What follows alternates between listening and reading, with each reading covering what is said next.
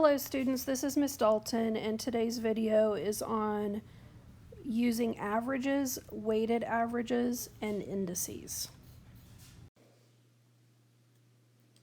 Go ahead and take a second and write down these definitions. The definition of a median is the middle value of the sorted data or the mean of the two middle values.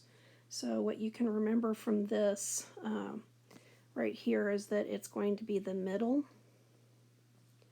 Or if there are two values in the middle, then it's going to be the mean of the two middle values, which mean means average.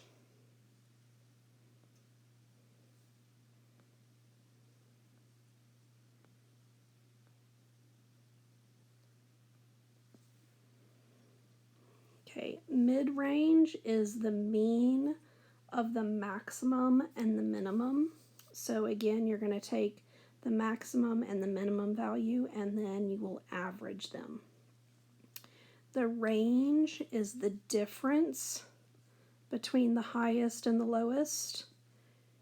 The mean, another word for mean is average, and that is where you take the sum of the data and then you divide it by the number of values.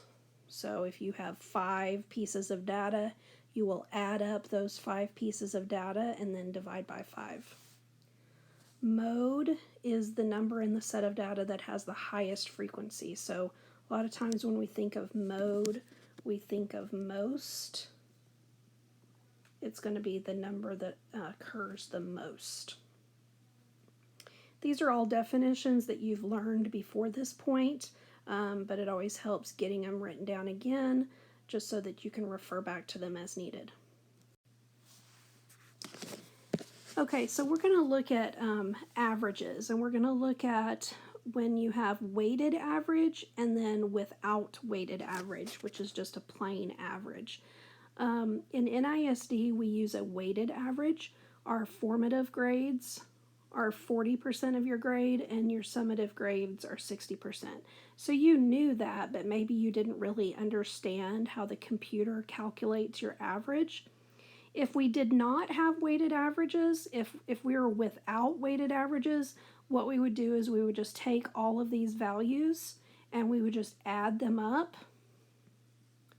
and then we would divide by the total. So there's 1, 2, 3, 4, 5, 6, 7, 8 grades. So we would take all those 8 grades, we would add them up, and then we would divide by 8. So without the weighted average, this is what we would have. Again, we would add all those values up, we would divide by 8. Since there are 8 values, it would come out to be 95.25, which would round to a 95% in the gradebook. Now let's look and see what would happen if we use our weighted average policy, which is that our formative grades are 40% of our grade. So let's take our formative grades. So our formative grades are the 96, the 100, the 99, 93, and 100. So what we would do is we would add those up. We would divide by the total number, so there's 5 of them. And then what we would have to do is we would take that average, so here's the average that we just got, when we added those up and then divided by 5. We would take that average and we would get 40% of that average. Well, 40% as a decimal is just that 0.4. So we would take 40% of that average, so 0.4 times all of that. Then we would take our summative grades, and those are going to get averaged in at 60%. So our summative grade is a 96, an 85, and a 93. So then what we would do is we would then take that 60% of the summative grades. So our summative grades were the 96 plus 85 plus 93. We're going to add those up and divide by 3 since there's 3 grades, and we would take that average and we would want to do the 60%. So 60% is going to convert to the decimal 0.6. Then once we get those two grades, then we would add those up. Okay, so that would come out to be 93.84%, which would round to 94%. Again, test that on your calculator. Make sure that you can get that answer on your calculator. You can do each piece separately, but if you write it down all together like this, you should be able to type that whole thing into your calculator as long as you use the parentheses and as long as you use the fraction, the alpha y equals to insert it as a fraction.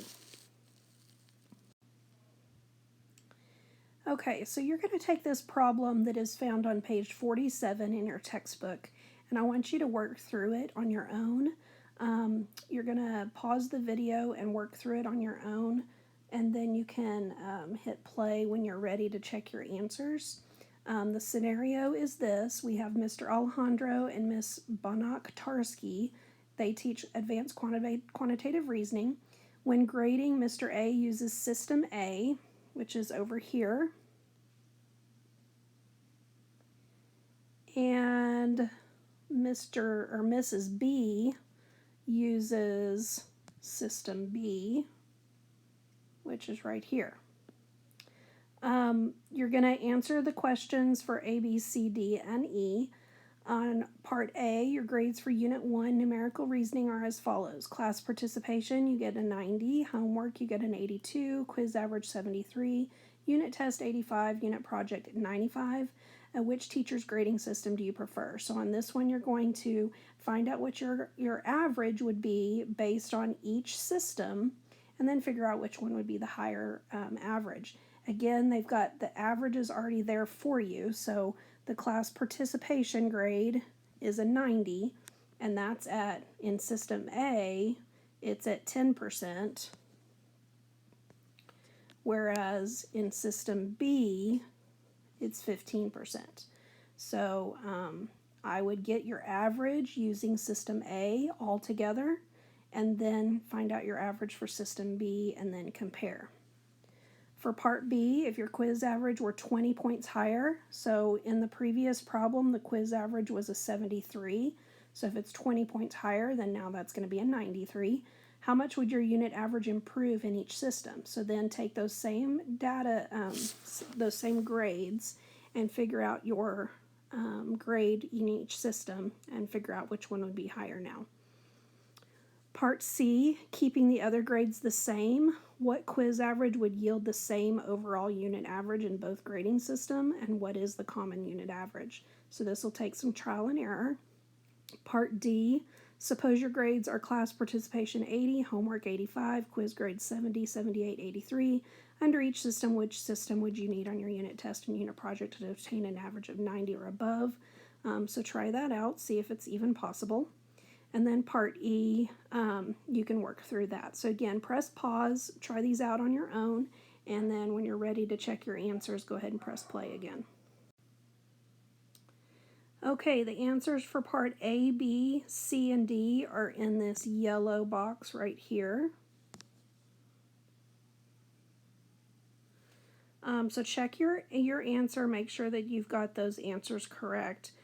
For Part E, there's actually tons of different options, and so they've listed them over here. Again, what I want you to take away from this section is just, can you find the weighted average of a grade, and then also can you find a missing grade that would reach a certain average. Okay, so here's an example of a grading system, and you have some of your grades already entered, but then you're going to try and figure out what you need to make in order to get a 90% for this unit. So your school uses grading system A, so here's grading system A, the percentage values. You want to make a 90% for this unit. What do you need to make on the unit project if these are your other grades? So you have your class participation grade, you have your homework grade, you have your quiz average, you have your unit test. We just are missing that unit project that's going to be at 25%. And so we've got to figure out what do we need to make on that unit project in order to make that grade of a 90%. So here's how we would set it up. So first of all, we would set up everything, including our unknown.